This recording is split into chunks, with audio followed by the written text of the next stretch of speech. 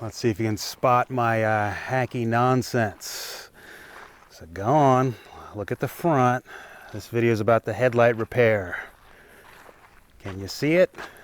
Does anybody see it? What's different? Anybody? You probably didn't even notice it, which means I did a good Mickey Mouse hack job repair on these headlights. There's so much going on with this, the front here, that you really can't see. What I did, and thank goodness for the Lexus trapezoids, all these odd, weird angles going on, because it really covers up my hack repair on this headlight here. And by now, you could probably see what's going on here. And this is the patch job that I did on the headlight. So if we look, that covers up a hole, which I drilled.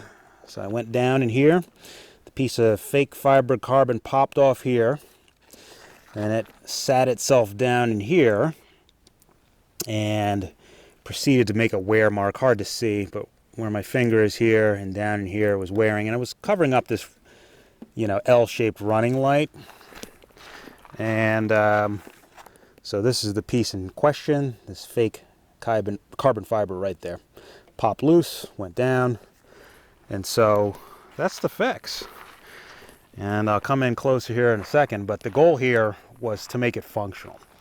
So there's no intention to make it look perfect or stock or anything like that. It's just to make it, number one, I don't want the running light covered by that plastic piece. Number two, I don't want to hear the sound. Number three, I don't want any leaks.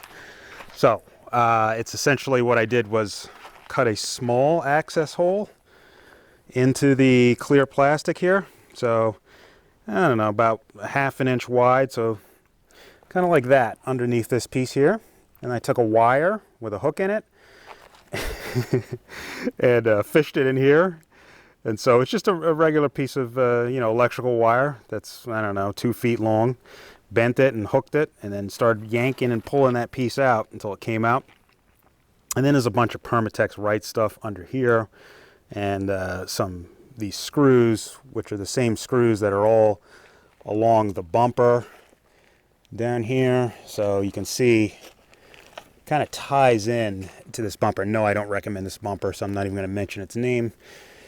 But the design language of both the aftermarket bumper here and Lexus itself, with all these weird trapezoidal angles, equal this. Now you might wonder what's going on here. Why do you have one over here? That's just to match out. This is actually just attached on with adhesive, glued on is the layman's way to say it. The nerdy way to say it is, what do we say? Chemically bonded. That sounds better than it's just glued on there. But no, real seriously, this is these screws. So what I did was drill, and they're threaded. And so I actually threaded into the glass. So not only is there a slot to fish that piece out, I pulled it out that way, but there's also, I drilled 2 holes and then made these screws to go in. And then it's all sealed underneath this Permatex Right stuff, if I didn't mention that a million times, under that. That is the gnarliest sealant known to automotive industry or mechanics, whatever. What I'm rambling is it's the strongest stuff ever. It's OEM, you know, it's basically like Honda Bond, you know, the aftermarket version of Honda Bond, and that's just, you know, form in place gasket, whatever you want to call it. It's not going off, it's not coming off. You have to pry that stuff off with a pry bar, and it's leak proof. Water pumps, oil pumps, everything that stuff seals. It's the 1 minute cure time. It costs $20 for a little tiny bottle, so you know it's good.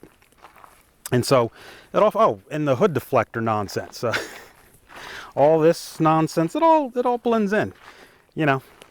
And again, this is not gonna be anybody's cup of tea, except mine, and that's to solve the problem of it blocking the running light, and to not, you know, wear a hole in the clear plastic by rubbing, going down these bumpy roads, and to not fog up, and that rattle. I don't know. I'm probably rambling over and over. One other thing I wanted to mention down here, which was pretty ingenious on my part. So this orange reflector back here, see this orange thing? That's not the light. If you're wondering, did I cover up the running light? No, the running light is this little thing right here. That's the little running LED. All this is an orange reflector. And that's actually loose. It clipped loose. So I was like, how can I? And I couldn't reach in my little access hole. I couldn't get in there and do anything. So it's only got one clip, but the front two clips are loose. So the thing is actually loose in there, rattling around a little bit like this way, you know, towards the outside of the vehicle versus the inside. Anyway, point of my rambling. I was like, how can I do this? So what I did, this screw is just long enough. When I screwed through these three pieces, and I'll tell you what this piece is in a second.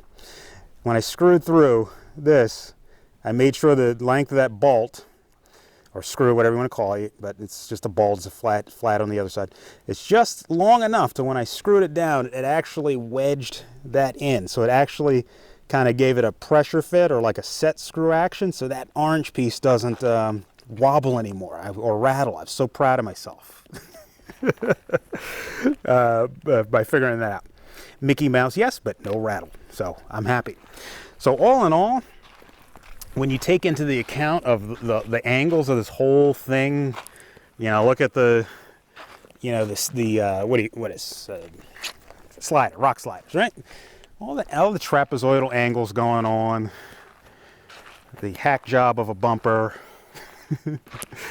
and you know, fender, and then you get up to light. It doesn't offend me at all with everything going on. But I am, again, a function over form person. So that's just me personally.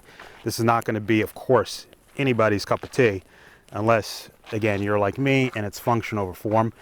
I just want the thing to function the way it's supposed to. It's quiet, nothing's obstructed, and I'm quite amused how trapezoids, the shape between the Lexus Predator design face grill and the trapezoids everywhere, how my trim pieces ended up somehow making sense. I mean, I can't get over it. I asked my wife, I thought she was going to yell at me and say how, you know, how ghetto it looks. She's like, that actually looks decent. You know, she said, that actually looks good. She doesn't notice it. All right, so what is this piece? This is a piece of automotive grade PVC. This is not AutoZone nonsense or Amazon nonsense. This is actually what they put on the side of vehicles when they need to put on a legit factory OEM style of, you know, remember the old GX470s that had a piece running parallel here, kind of like a door bumper, you know, so people's cars wouldn't hit you. So it's that type of, you know, proper car molding. It is thick. It's like, I don't know, 1/8 of an inch thick. And it's beveled on this side. So it's beveled. So you can, and it's flexible. It'll form around the curvature of the headlights to some degree. And it stays that way while you screw it down, glue it down, whatever you got to do. And it's tough. So that's my point. This crap down here has been on forever, since the car was new, and there's no UV degradation. It's just like, yeah, it's dirty, of course, but it hasn't degraded in the Mojave Desert UV out here, and this car is not garaged. So it holds up. That's what I'm trying to ramble here.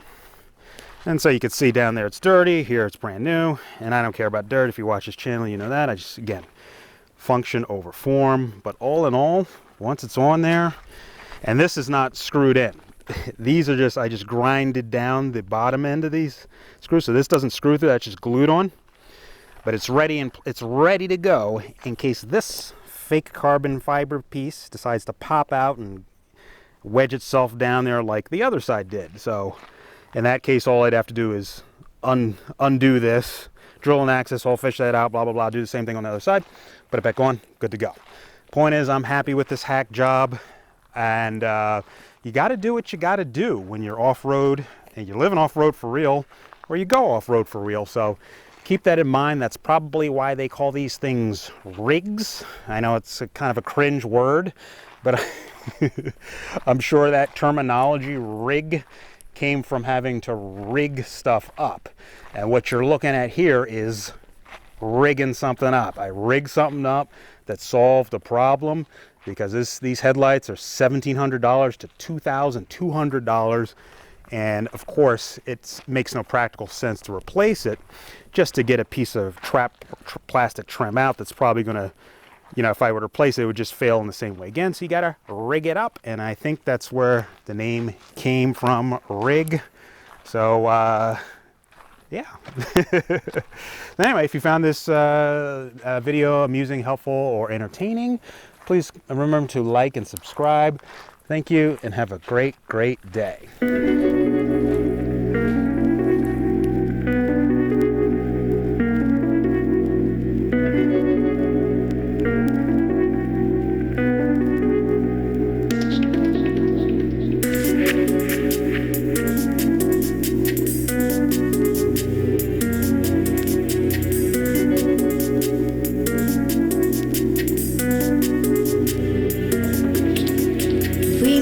In this world, like lots of things,